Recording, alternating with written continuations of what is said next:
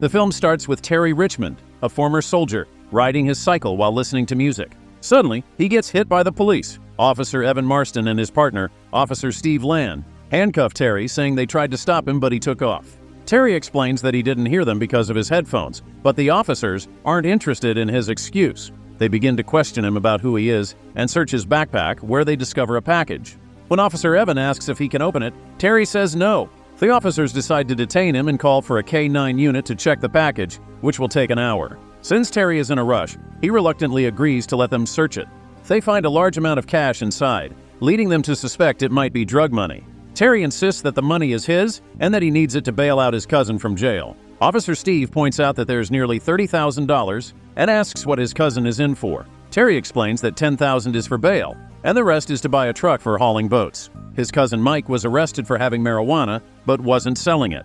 The officers decide to release Terry, but keep his money because they think it might be linked to drugs. Terry tries to explain that he earned the cash by selling his car and investing in a restaurant called Can Long Chinese. Officer Evan informs Terry that they will hold on to the money, and he can reclaim it after 30 days if he completes the necessary paperwork.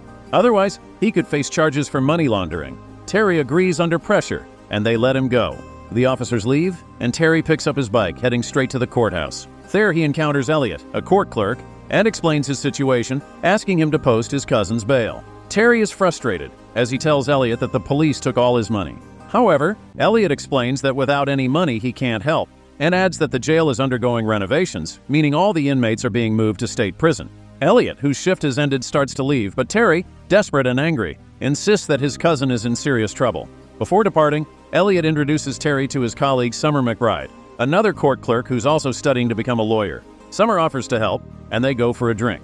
During their conversation, she reveals that the local police often use legal loopholes to seize money from people and keep it under the guise of department funding if the rightful owners can't reclaim it in time. Terry then confides that his cousin Mike had assisted the police in capturing dangerous criminals by providing critical information, and if Mike is sent to a state prison, he could be targeted by other inmates. With Mike's transfer scheduled for Thursday, Summer advises Terry to quickly gather more cash for the bail to prevent the transfer. They part ways, and Terry contacts Mr. Liu, the owner of the Chinese restaurant he partnered with. He asks Liu for $10,000, and Liu agrees to wire the money within a few hours. That night, while sitting alone near the river, Terry locates the police station from Google Map, where the officers who detained him work, and the following day, he visits the station. He reports a robbery to Officer Jessica Sims, describing the assailants in a manner that exactly matches Officers Evan and Steve. As Terry files his report, Officer Steve arrives and immediately shuts it down, accusing Terry of fabricating a false crime. Chief Sandy Burns steps in to back his officers, telling Terry to leave. Unfazed, Terry proposes a deal. The police can keep the confiscated cash if they just return the bail money. Intrigued by the offer, Chief Sandy's greed gets the better of him and he agrees. Terry also asks to see his cousin before the transfer, and Sandy tells him to come at 9 in the morning on Thursday. On Thursday, Terry arrives at the station only to find the prisoner transport bus has already left. Sandy deliberately moved up the schedule to thwart him. Undeterred, Terry races to catch up with the bus and manages to tell Mike to request protective custody as soon as he arrives at the prison.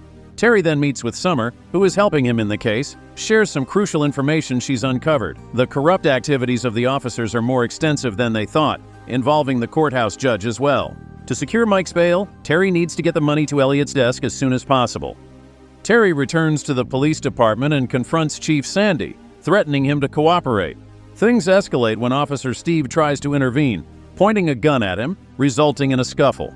Terry overpowers both officers, disarms them, and cuffs them using Officer Sims' handcuffs. He forces Officer Sims to take him to the property room, where he finds a stash of weapons and a large amount of cash. Honoring his initial agreement, he retrieves only the $10,000 needed for Mike's bail, leaving the rest behind for the officers. He then empties Jessica's gun, instructing her to handcuff him and drive him out safely to avoid any confrontation with the armed officers outside. She complies, using Steve's car to drop Terry off at a secure location before putting out an alert for him. Terry rushes back to the courthouse and hands over the money to Elliot. Summer heads off to get the judge's signature on the bail paperwork. However, before they can proceed, the police surround the courthouse and arrest Terry.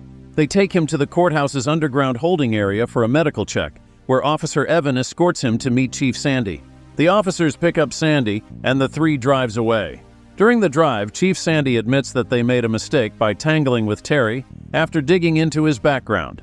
They arrive at a hospital where Sandy returns Terry's remaining cash, warning him to keep quiet and forget this ever happened, or else they'll charge him with assaulting officers, which could mean 30 years in prison. Sandy then delivers the crushing news that Mike was attacked in prison and is being airlifted to this hospital.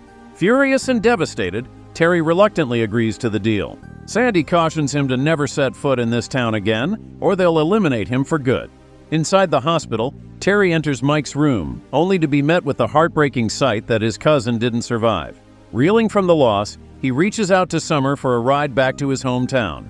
As they drive, they notice a cop tailing them. Summer explains it's her contact in the police, a friend who's watching out for her. She tries to tell Terry about similar cases like Mike's and how they need to expose the corrupt officers. Frustrated and overwhelmed, Terry dismisses her concerns, leaving her his number for emergencies before they part ways. Later that night, Summer wakes up to find someone entered her house and drugged her. Feeling disoriented, she discovers a magnet from a police car on her refrigerator, realizing the officers are behind this. Panicking, she calls Terry, who rushes to her home. He breaks in and finds her in the shower. Summer explains that the officers injected her with a drug she used to take in the past, a move likely meant to sabotage her. She confides in Terry that she had a daughter, but lost custody due to her history with substance abuse. She fears that if she's tested tomorrow, she might lose the chance to ever see her daughter again. Terry reassures her and tells her not to worry. He then encourages her to go to work, despite everything that's happened, to keep up appearances and avoid raising suspicion. The next day, she goes to her work and her colleague informs her that the judge wants to meet her. Unexpectedly, the judge orders Summer to take a drug test indicating he's in cahoots with the corrupt officers. Terrified but with no choice, Summer complies, providing a urine sample while knowing the outcome could ruin her life. Meanwhile, Terry runs into Officer Steve, who calls in his partners to block off the streets. Terry cooperates initially, but Steve unexpectedly shoots him for defying the order to stay away from town. Despite being wounded, Terry fights back, disarming Steve and escaping through the fields. Terry abandons his truck and makes his way to the Chinese restaurant, where he calls Summer, asking her to bring burner phones. Summer arrives to find Terry injured, with Mr. Liu tending to his wounds. Determined to bring the corrupt officers to justice, Terry and Summer devise a plan to gather evidence against them. They go undercover and break into the judge's house, confronting him about the police corruption. The judge admits he has been colluding with Sandy for a long time. He explains that Sandy's department was running low on funds, so they devised a scheme to seize money through dubious traffic stops and court proceedings, where the defendants were set up to lose every time. In return, the judge received a cut, and the rest was funneled into state funding, making the operation technically legal. The police dashcams recorded all these illegal searches, providing potential proof of their misconduct. Terry and Summer decide to steal the incriminating footage, stored in the courthouse catacombs. They sneak into the building, only to discover that the cops are one step ahead.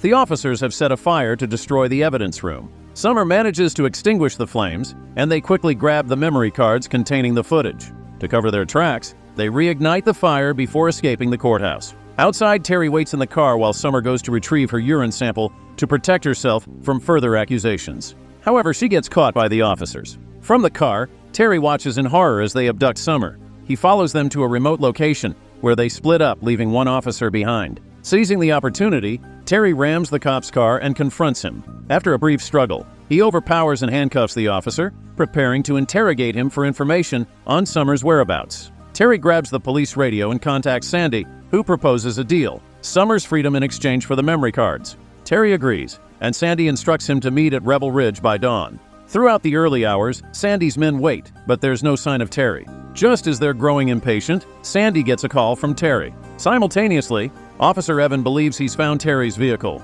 but when he approaches, he discovers that it's not Terry but Officer McGill, bound and gagged, taped to the car by Terry. Meanwhile, Terry is at the police department breaking into Sandy's office from the rear. Officer Jessica spots him and warns the others of his presence, prompting the cops to rush back to the station. Inside, a panicked Sandy races to his hidden cash stash, only to find Terry arming himself in the armory. Instead of lethal rounds, Terry shoots Sandy with beanbag rounds, incapacitating him. Jessica arrives, and Terry cooperates, realizing that she's the friend Summer mentioned.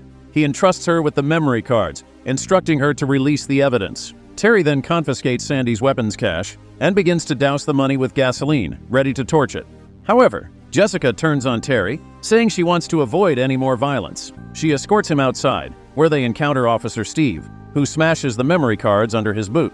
Steve brags about knocking Summer out, claiming they can kill Terry now without any witnesses. Officer Evan steps up to defend Terry. A tense standoff ensues, but Sandy suddenly shoots Evan in the leg and disarms him. Terry glances at Jessica, who lowers her gun, giving him a chance to grab Evan and take cover behind a nearby car. He hurls smoke grenades at the officers, creating chaos. Evan instructs Terry to activate the car's dash cams, which will broadcast live in 3 minutes. As Terry systematically disarms the cops, he ensures not to use lethal force. He eventually faces off against Steve, seeking payback for the earlier shooting. After subduing Steve, he finds Summer unconscious in Steve's car and turns on the dash cams, setting the vehicle in motion towards Evan.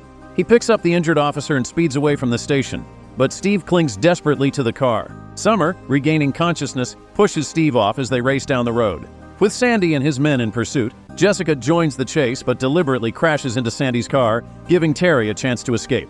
He drives straight to the hospital, where he helps admit Summer and Evan into the emergency ward. Before leaving, Terry retrieves the car's camera storage drive, determined to use it to expose Sandy and his corrupt officers. In this way, movie ends here. Thanks for watching. Like and subscribe for more interesting movie recaps.